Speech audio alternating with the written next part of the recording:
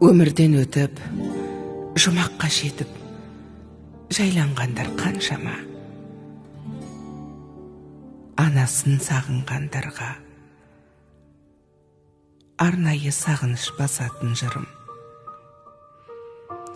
Келмесіне кім қияды анасын, түс көргендей болып пенде қаласың.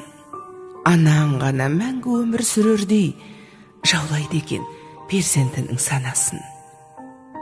Мейлі анаң 100-ден асып кетсе де, кәрілігі қуып жүріп жетсе де, перзент үшін қартаймайды анасы, қиындықпен сынақтардан өтсе де. Асыл ана, жүзің нұрлы күн едің, шаңырақтың мерекесі гүл едің, сабырлы едің, қадамы бар салмақты, мейірімге бөлеуші едің жан жақты.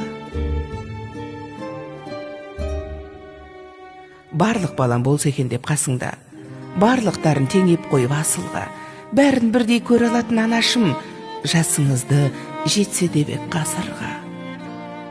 Тазалықты сүйген еді жанындай, таза жүрек қалай тұрсын сағынбай.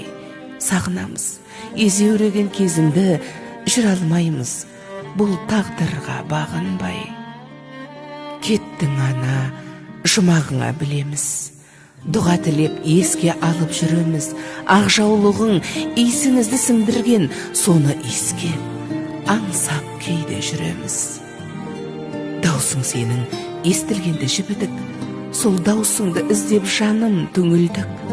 Жадыраған жаның жаздай көрінген, жансыз бейне суретіңе үңілдік. Жап-жарық ай, сендей сұлу болмаған, ұнамай тұр бұл тыныштық орнаған. Өзің барда шуылдаған немерең, тып-тыныш боп, есейгендей таң қалам.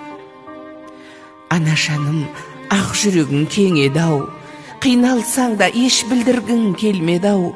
Сіздей мықты бола алмаймыз, анашым, жоқ дегенге бала жүрек сенбеді-ау.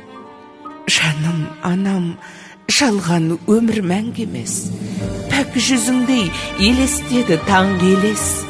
Тек жақсылық оймен ғана жүргенім, сізсіз өмір өтер бірақ мәнді емес.